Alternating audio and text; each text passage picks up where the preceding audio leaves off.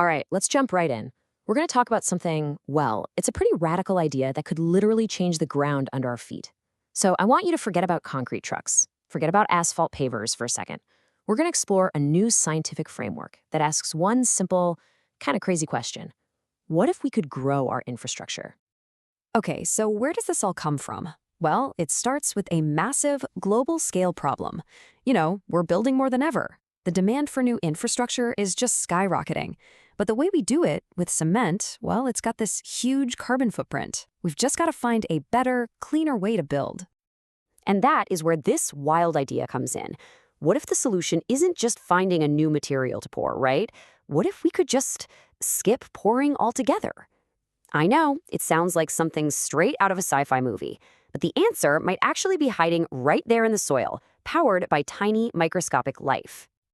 So, before we get into the solution, let's just take a second to really grasp the problem, to see why this new approach is so needed. We've got to understand just how big of a challenge we're up against with our current methods. Yeah, here's the thing. That stuff that holds our entire modern world together, Portland cement, it's responsible for a huge slice of global CO2 emissions. I mean, it takes a ton of energy to make, and it depends on resources that, you can't find just anywhere. For a world that's still growing, that model just doesn't work long term. Okay, so if the old way of doing things is kind of hitting a dead end, where do we go from here? Well, that leads us right to the really cool, innovative solution at the heart of this whole thing. It's called GeoCast. And yeah, the name kind of gives it away, right? It's a framework that smashes biology and geology together. The big idea is to use microbes, tiny living things, and some simple, low-energy chemistry to literally grow structures right where they're needed, using the local soil. Think about that. No more trucking in tons and tons of material from hundreds of miles away. So, you're probably wondering, how on earth do you grow a road? Well, you need a construction crew, right?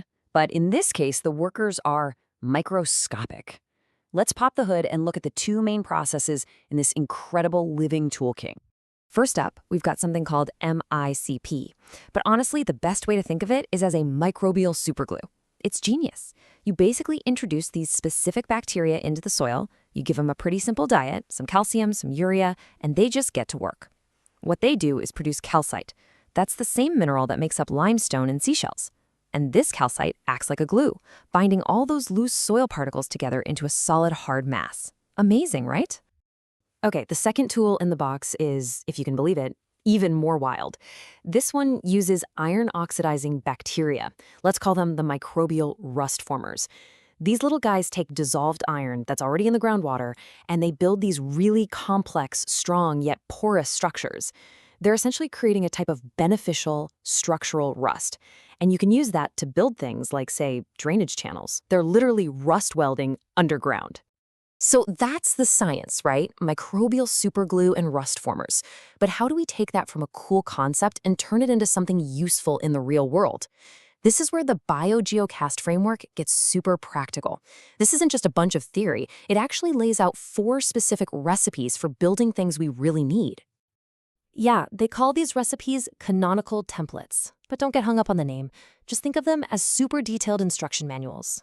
They tell you exactly how to use that microbial toolkit to build something specific, whether it's a road in a rural village or a paving slab for a walkway. So here's the quick and dirty overview. You've got RoadCast, which uses that super glue to harden roads. Then there's DrainCast, using the rust formers for drainage. WaterSpine is a totally unique irrigation system, and Biocrete is all about making slabs and paths. Let's just spend a minute digging into each one. Okay, first up, RoadCast. The mission here is pretty straightforward.